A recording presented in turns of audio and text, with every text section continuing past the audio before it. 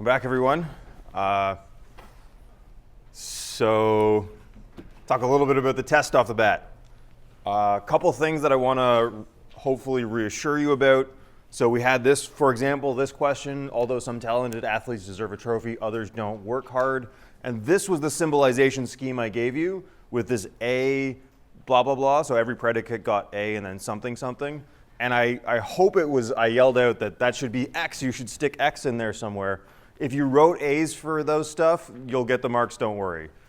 Just because there was enough people that was unclear to, and it wasn't obvious that everybody got the message. So if you wrote A for all those things, technically incorrect because those A is a name, but hopefully, well, no, not hopefully. The instructions to the markers are to not take marks off if you did that. However, on the exam, we'll expect you to know that that means that you're supposed to stick a variable in there, yeah? A name or a variable. If it's a name, you put a name in there. If it's a variable, you put a variable. Is that reasonably clear what we're looking for there?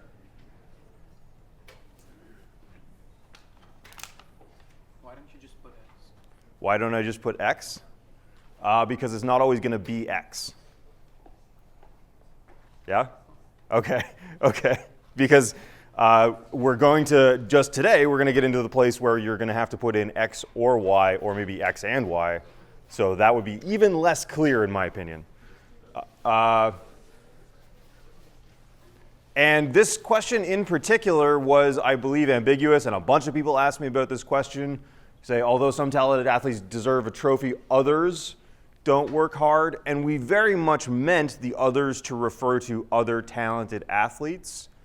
But we're going to accept both. If you just said there exists some other object that doesn't work hard, we're going to accept that too.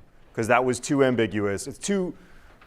I thought it was obvious, but enough people asked me and were confused about it that apparently it wasn't that obvious. So both answers will be considered correct. Okay? Any other questions about the test? Are you going to post answers? Yeah, so we got a makeup on Monday, and after the makeup, I'll post the answers. We could talk about them. Hopefully the plan is to return them to you 2 weeks after the day of the test. So I guess the Monday after next. Yeah? Sorry, did you post the answers for the test form? No, I'm sorry. I totally forgot to do that. I apologize. I can still do that if you'd like. Yeah, I can do that. No problem. Yeah. Sorry about that. Yeah. Other questions about the test? We're all good? Okay. So exercise 9 is posted. I posted it just yesterday. I extended the due date. Even it's an extended due date because I didn't post it until yesterday. There's only 5 questions. We'll learn this stuff today. So as of today, you'll have all the skills to do this. Okay? I have not yet posted the marks from the last exercise. That's just how my week's been going. But I'll get that as soon as I can. Okay? Good on that? Good. So let's start. Multiplace predicate logic, the next degree of fancying up our predicate logic. Hopefully this won't be too hectic. The symbolization part is what makes this hard. The derivations are going to be pretty much, like I don't think there are any new rules that we're going to learn for the derivations in multiplace. It's the symbolization that's sort of like going to take some work. So let's notice something that we've been unable to say so far. So we've had no way to express relations. For example, Yao Ming is taller than SHAQ, right? In sentential logic, you can always symbolize anything in sentential logic. P, that's how you'd symbolize that sentence. Yao Ming is taller than SHAQ. You'd symbolize it as P or maybe Q. Not very articulate, of course.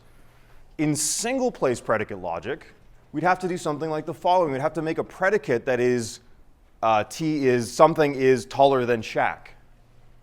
Right? So you'd have to build 1/2 of the relation into the predicate, and then you could stick a name into it. But you have no way of capturing the fact that there are in fact 2 names in that sentence, right? And you're supposed to be, what you're doing in that sentence is obviously putting 2 names in a relation to each other. And we had no way of capturing that. We'd have to say TM, and that just doesn't capture the fact that SHAQ is also a name. So that's why we're going to do the following. We're going to allow predicates with more than one subject. Something that you do in your language all the time. This is absolutely common, absolutely familiar. We're going to say Yao Ming is taller than SHAQ. T is the relation taller than that takes two predicates. And then we can stick two names in there and get TMH. And now we've captured the fact that there are, in fact, two names in the sentence that are supposed to be placed in a certain kind of relation to each other. OK, so a couple things here to notice. One, that I put a T2 in here to indicate that this predicate has, it's going to take two places. It's a two-place predicate. OK, so that's just your cue. So from now on, all of the predicates, when I give you a symbolization scheme, all the predicates are going to have a little superscript number after them. And that superscript number is going to indicate the number of places in that predicate. Yeah? So, but on logic, will we still expect to see T and then in brackets like 1 and then in brackets 2? Yeah. So Logic 2010 does this. I find it aesthetically egregious, these curly bracket things with 1 and 2 after it. I find it horrible to look at. So that's why I'm doing this. No deeper logical reason. But so I'll show you at the end of today, we'll go through a couple of examples on Logic 2010 so you can see exactly what it looks like there. But this is what it'll look like on your exam. This kind of like T2, and then A in italics is taller than B in italics. And A and B are the slots into which you're going to place the subjects. OK? OK? And the order matters a lot. So the order in which you put things into the predicate matters hugely. So if we say the predicate L is A loves B, notice how different these two sentences are. John loves Amy, and Amy loves John. If those were equivalent, a great deal of human tragedy could be avoided, but they are very much not. Right? Just because John loves Amy doesn't mean Amy loves John. Those are radically different sentences. Maybe both are, hopefully both are true, but it doesn't, just having one doesn't mean the other is true. And so the order in which you put the predicates, the subjects into the predicate determines what this atomic actually says, right? And the order is given in the symbolization scheme. The order is given by the A comes first and then B comes second. So whatever the order in the symbolization scheme is the order in which you want to plug things into the predicate. Is that clear? So if you say A loves B, then if you put J into the A slot, then you're saying John loves B. And you put Amy into the B slot, saying John loves Amy. OK? So order matters crucially here. Keep that in mind. OK? Now, also notice that we're using brackets in a way we've never used brackets before. This thing on the left is wrong. For a single place predicate, don't put brackets around the subject. We never did that before. I'm just going to say continue to never do that. Right? We never use brackets in that way. However, we are going to use brackets around the subjects of multi-place predicates. Yeah? This is correct, and always use brackets. So always do this, never do that. Clear? OK. In the textbook, it suggests that you can use square brackets. So instead of, because we're going to have a lot more brackets in our formula now, you might want to use square brackets at some point. Feel free to do that if you want to use square brackets, not around the predicate, but in place of where you usually were using brackets. That's OK now? OK? All right? OK. So far, we're just doing the real basics of how to deal with these things. All right. And keep this in mind when you're doing problems on Logic 2010. So again, I'll show you an example right at the end, but When you're writing in the atomics of your symbolization questions, if you're doing a multi-place predicate, it wants you to put those brackets in. It wants you to type in the brackets. If you don't type in the brackets, it'll tell you it doesn't know what you're talking about, which is a bit uncharitable, but that's how it is. Okay? So again, I'll show you, right at the end, I'll show you a couple examples, and you'll see that you have to do this. So, good? None of this should be blowing your mind, really. Okay. Okay, so that was two-place predicates, sometimes called relations. You could have as many places as you want. And three-place predicates are not all that uncommon in natural language. So for example, Corey was taught philosophy by Vincent. So something was taught something by something. Yeah? And again, the order is what determines which of these things was taught by whom and what was being taught and who was doing the teaching. Yeah?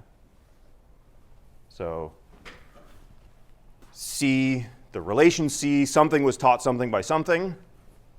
D goes in the was taught, right?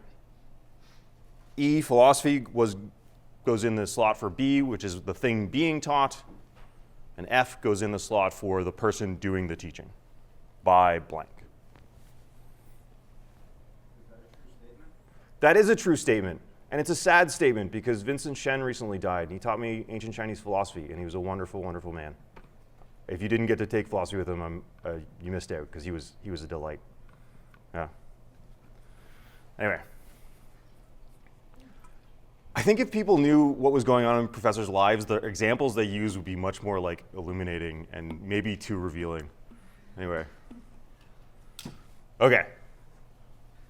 So three-place predicates, all the same rules as two-place predicates, but there's more than one. So, and again, we've got this superscript 3. The 3 tells you that you're gonna be looking out for 3 things to plug into this thing. Yeah, all of it goes inside the brackets. How are we doing? Is it okay?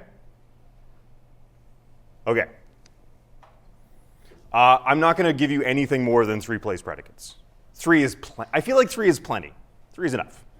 We don't need to go wild with but there's no in-principle reason why you couldn't have a 17-place predicate. But let's not do that. Yeah. Okay. Just another example. Like these are. Just to show you that these 3-place predicates are not things that are wildly out of your scope of understanding. So between is a 3-place predicate. If you want to say something is between something and something else. So Ontario is between Quebec and Manitoba. Yeah? Fairly okay?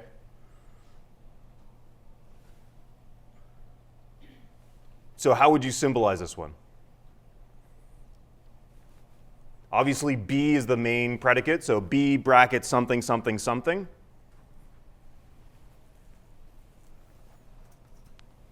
Yep. Yeah, so G, Ontario, is between, E and F. Yeah, G, E, F. Yeah. It also would have come out true as if you'd said B bracket G, F, E, because betweenness, you can, anything, anyway. Doesn't matter. Okay?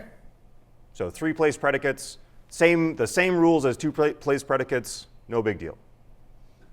Well, at least that step of this is no big deal, hopefully. So far, so good? This one's at least mildly confusing because I didn't make the thing that's between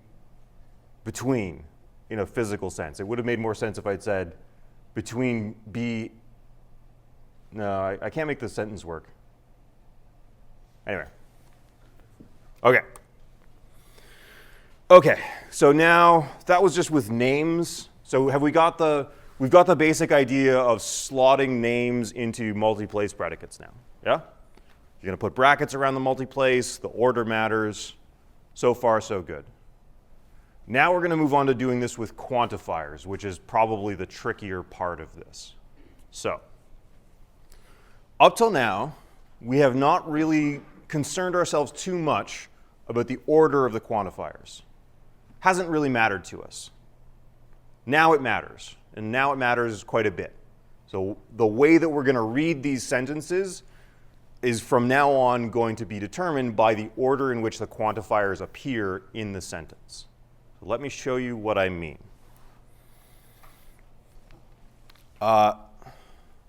So here's an ambiguous sentence. Someone has been everywhere in the world. That is a highly ambiguous sentence. It could mean either of the following two things.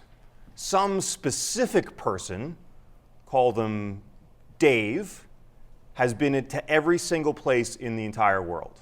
Dave's been everywhere. Spends a lot of time traveling, Dave does. Okay? So that's one thing that you could mean by someone has been everywhere in the world. Here's another thing that you could mean with a very different meaning. For every place in the world, there's at least one person who's been there. Now we're not talking about Dave. We're talking about the set of all places in the world, and just that the fact is that there's none of them that haven't been occupied by at least one person at some time. Right? So the first one's almost definitely false. The second one, that's probably still false, but like less likely to be false, right? The fact is people have been a lot of places. Okay, so that first sentence is very ambiguous, and it's got those two meanings. Two very different symbolizations, and here's how we're going to symbolize those two different meanings. We're going to do it in terms of the order of the quantifiers. So here's a way of saying this out. Some specific person has been everywhere in the world, where A is a person, C is a place in the world, and B is the two-place predicate, the relation A has been to B. Okay? Now, if we put this existential out front, right? We're starting off with an existential, and we say there exists some person. So now the topic of this sentence is that person, right? We say there exists at least one person, and now we're saying there is a specific person. We haven't given their name. We might call them Dave or whatever, just X. There exists an X such that X is a person, and for all things that are places in the world, that person has been to that place. All right? Okay, so when you put the by putting the existential out front, what we're saying is there exists a specific person such that for everywhere in the world, that person has been there. Okay? Okay, now contrast that with the other sentence. So remember we started from one ambiguous sentence, we had two readings. Is this, before I move on, is this symbolization clear enough? So we've got the whole thing is a big existential, and we've got it embedded in it, a universal.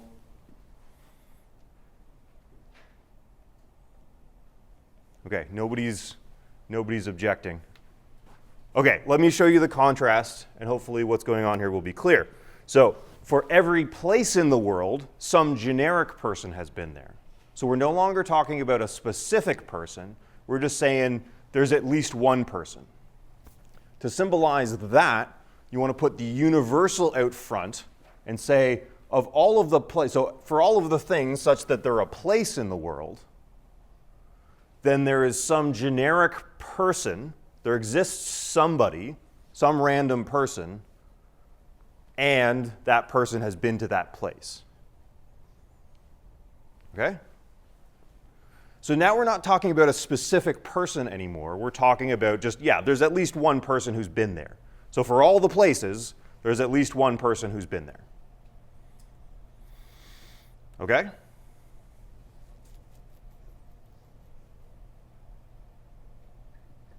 Okay.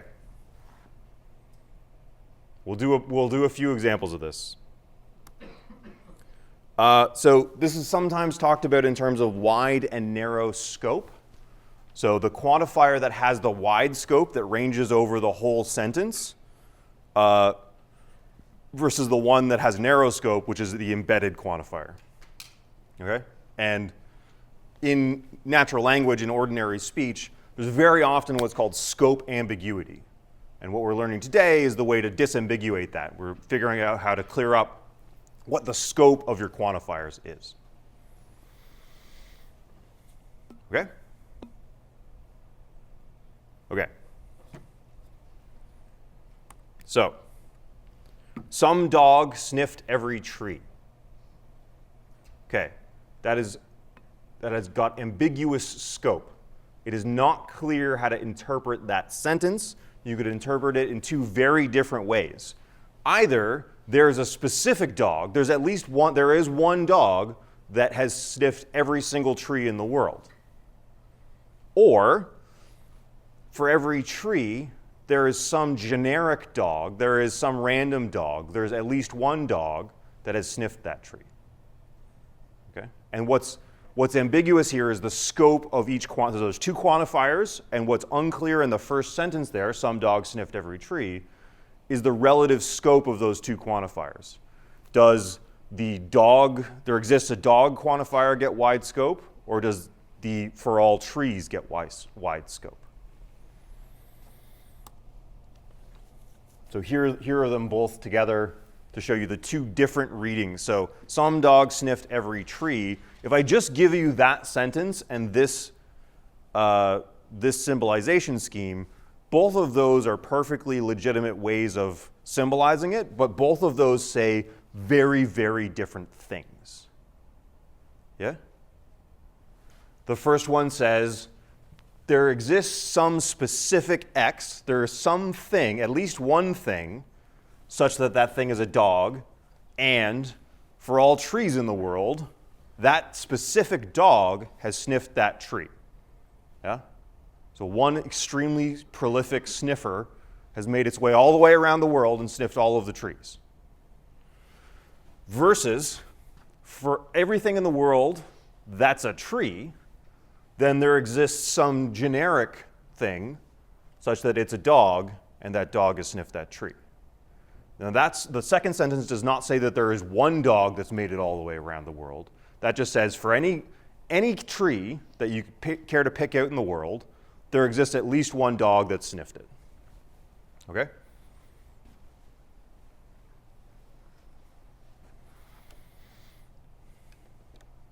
So, the order of the quantifiers is from now on going to determine how we read these sentences. And the main thing to keep distinct in your mind are a generic thing versus a specific thing. The first sentence, if you open with this existential quantifier, you're saying, look, there's some specific thing that has these properties. And in the second one, you're saying, look, for every tree, there's some generic thing. If it has a narrow scope, then it's a generic thing rather than a specific thing.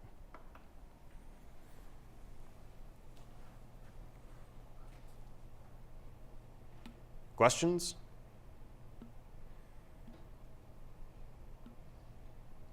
Okay.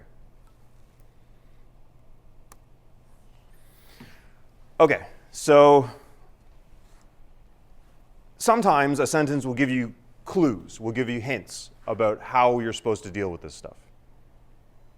Okay, so we could call these scope indicators. So if I say some specific dog sniffed every tree, then this existential is what I mean, right? I mean that there's at least one particular dog, and that means that the dog part of it gets a wide scope.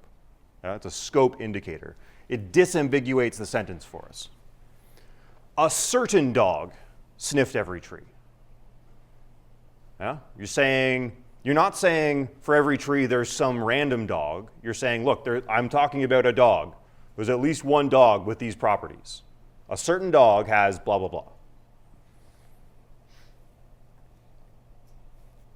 The same dog sniffed every tree.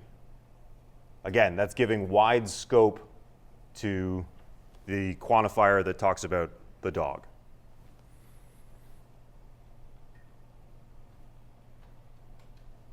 All right?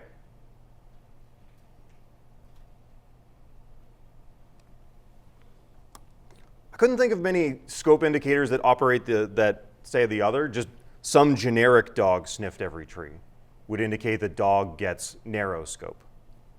So I say there is some generic dog, or some random dog, I suppose I've been saying out loud.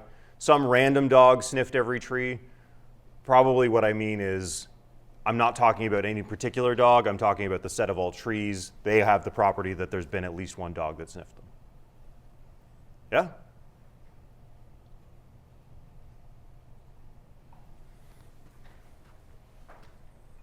So far, so good.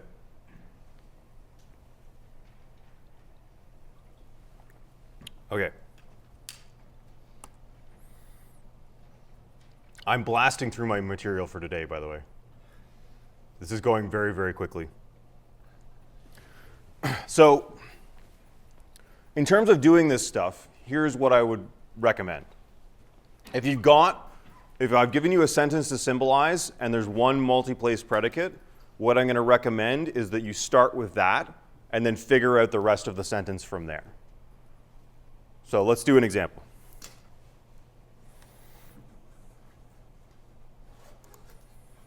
Okay. A certain dog chased every cat in the neighborhood.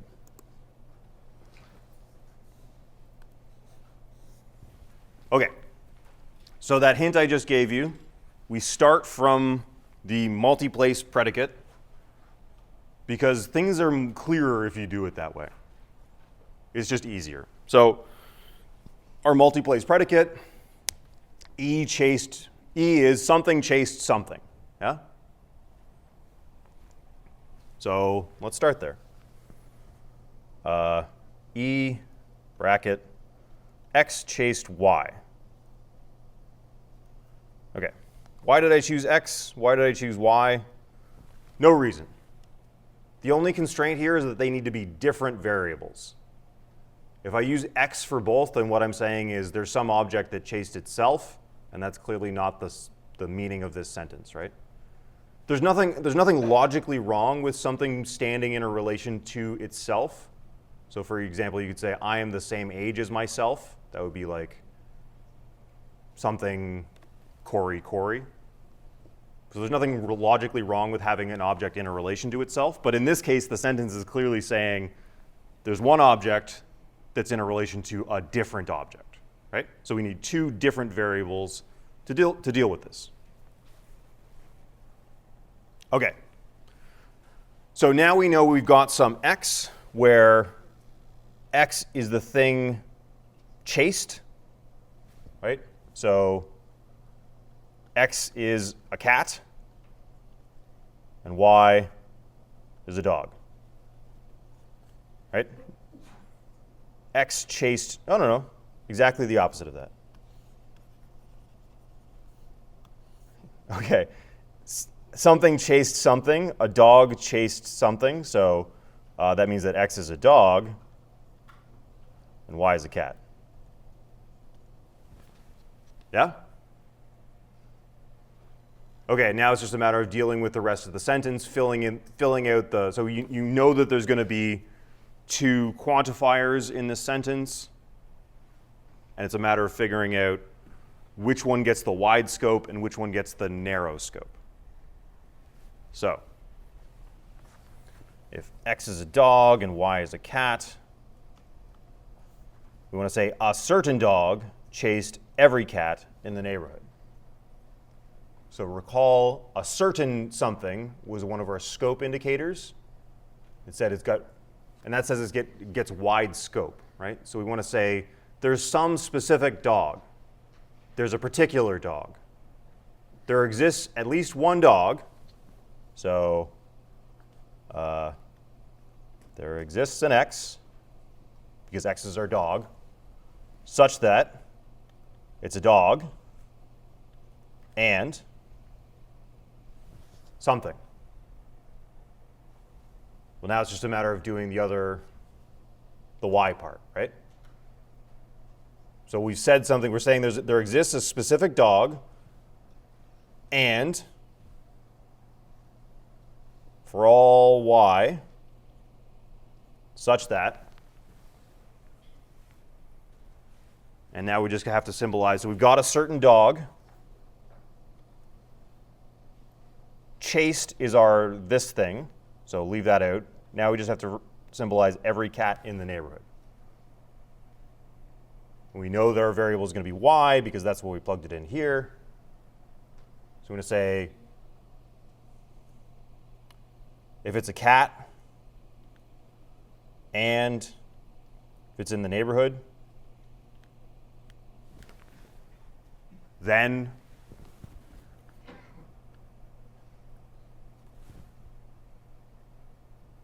what? Is being chased. Just this thing. X, Y. It's a bad Y. Yeah? Close off all our brackets. And that's it. Okay? Yeah? I see how the certain and a certain dog means it's an existential quantifier. Yeah. And I'm a bit confused about how that's a wide scope. What do you mean by that? So when I say wide scope, what I mean is the scope of this X ranges over this whole sentence. Basically, it's the big quantifier in the sentence. Wide scope means it's the big quantifier in the sentence. And to be honest, it's not obvious to me whether we're adopting a convention or whether this falls out of the logic of the thing. But we've got the rule now that if you're the wide scope quantifier and you're an existential, that means you're saying there's a specific thing. So the way I'm proposing to read this sentence from here on in for the rest of the course is there exists a specific thing such that it's a dog and blank. Yeah? Whereas if the existential had been in here, inside here, it would have been there's a generic dog. Yeah? So if the existential takes wide scope, here's the rule. If the existential takes wide scope, then it's a specific thing. If it takes narrow scope, then it's a generic thing. Okay? So the certain is in the topic of the sentence, so that therefore it's going to have a wide scope of the whole thing. Is that a matter of it being in the topic? Like, yeah, so the topic of the sentence is a specific dog, a certain dog. There exists at least one dog with the following properties. That's what that indicator suggests is. Yeah? And that means if it's a specific dog rather than a generic random dog, that means that the existential describing it takes wide scope. It gets to be the big wide one in the sentence. Okay. This hopefully will become clearer with practice. Yeah? When we get symbolization versions like this, will you always give it to us with the like script indicator, or will you sometimes give it to us in the ambiguous case and then whichever one we use consider? I might even give you an ambiguous sentence until you give me two interpretations of this. Because that's how I'll test that you understand the ambiguity of this. So that's how I'll test your understanding of scope ambiguity. So if I give you, if I didn't use a certain here, if I just said a dog chased every cat in the neighborhood, that would have a scope ambiguity, and there would be two perfectly legitimate ways of symbolizing this. Do you want to try that? Do you want to try this with try to do the other sense of this? Okay, so a dog chased every cat in the neighborhood. Now this is still, what we've got here is still at least one legitimate reading of that. It's an ambiguous scope. Now let's try to do the other way of reading this sentence. So if we didn't have a certain, we just said a dog. Now, symbolization scheme can be the same. Now we just have to figure out what it would mean if instead of the dog part having wide scope, we have every cat having wide scope. So another way of phrasing that, so paraphrasing is helpful here. Try to say these sentences to yourself in several different ways so that you can get the logic of them. So a way of paraphrasing, so a certain dog chased every cat in the neighborhood. You could say there's some specific dog such that for every cat in the neighborhood, that dog chased it. That's what we've got here. There exists some specific dog such that for all things such that it's a cat and it's in the neighborhood, then the dog chased the cat. If I want to rephrase this with the cat part having wide scope, what would I say? something like, for all cats in the neighborhood, there's some dog that has chased it. Yeah? So that's clearly a universal, right? Actually, once again, let's start with the two-place predicate just to keep clear so that we know which variable we're dealing with for each part. So again, let's say that X is a dog and Y is a cat. So we'll still have our two-place predicate is still going to be EXY, right? It's still going to be the dog chasing the cat, right? Okay. So the topic of this sentence, if we're having every cat, so rephrase it. Every cat was chased by a dog. Okay. So if we didn't have that scope indicator, this would be a legitimate reading of that sentence. Every cat was chased by a dog.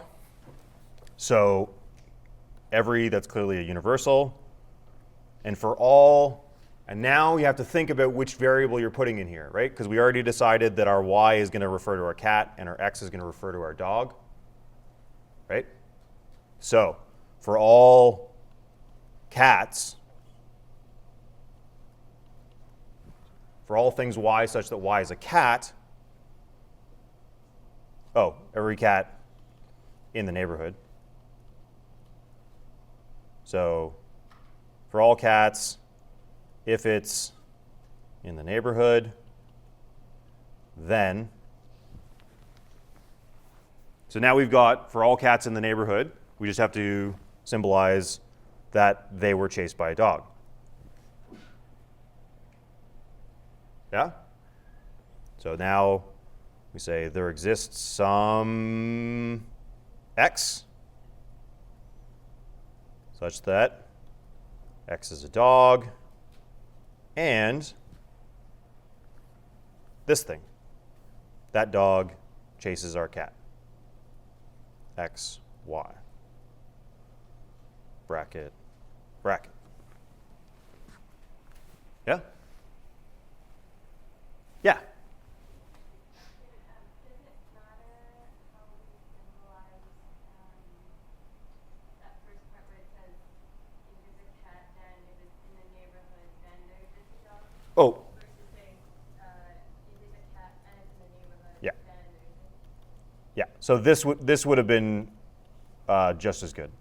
But either would work. Yeah. Yeah. Yeah. So that's just like in single place predicate, you can either do this conditional thing to narrow down the scope, or you can do a conjunction in the antecedent and then the consequent. So that's still, both of those are still legitimate ways of doing this.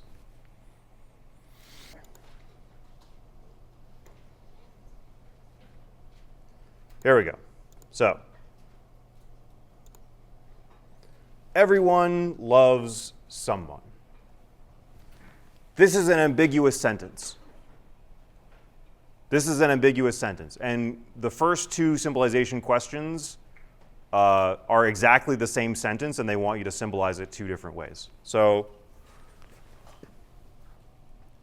let's see.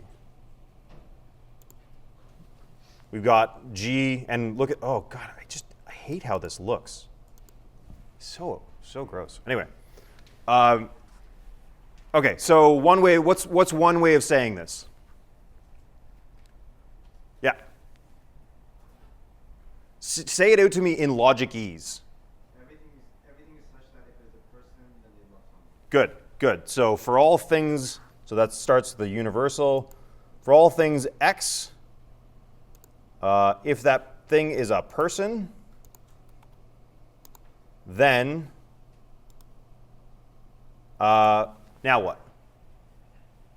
We gotta say that there exists at least one thing that they love, right? Yeah, good. So that's an existential. And notice it auto-generated for me a new variable name so that we don't get these things confused. When you're writing these, always really always make sure you're using new variables for each of these quantifiers. Otherwise, it will be getting confusing. So Now, there exists a y such that we don't want to say that everyone loves everything. You want to say that if it's a person, fx, then atomic G, you got to use the brackets, something, something. Everyone loves, oh wait, no, that should definitely, that was wrong. Not fx, fy, sorry.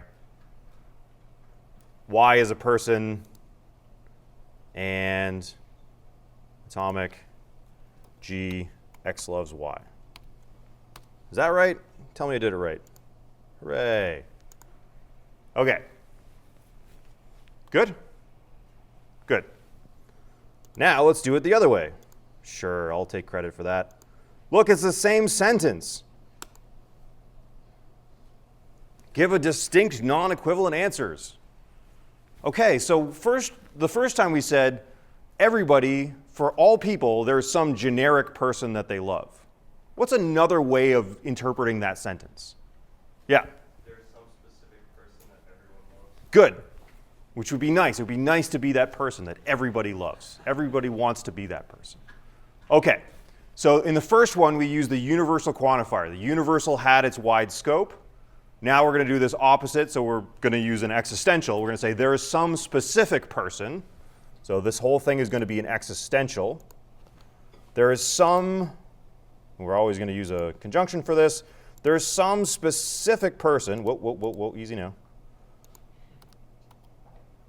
such that everyone loves them. So for all y, conditional, f is a y, then, okay, now we got to get careful. We got to be careful about the order in which we put these variables, right? So we don't want to say there exists some specific person that loves everyone. That's a different sentence, right? We want to say, so if blank loves blank, we want to say everybody loves this specific person, which means what's the first variable to plug in here? Y. So we're going to say atomic G, and once again brackets, x, y. So now we've got, there exists some specific person such that for everybody in the world, everybody loves that specific person. Hooray, I did it right. Okay? Yeah? I want to clarify that with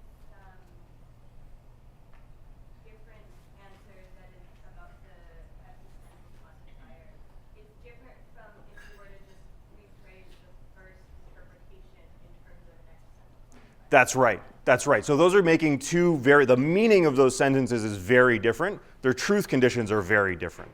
So probably, I don't know. They're probably both false. They're probably both false. But like you can imagine being the case that for any given person in the world, somebody loves them. I don't know, your mom or Jesus or something. Whereas it's probably almost certainly false that there is some specific person in the world that everybody loves. That just to make that false, you just need one person who doesn't love anybody, and then that's false, right? Okay. So those are very different sentences. The original sentence is genuinely ambiguous, and here's how we're disambiguating it.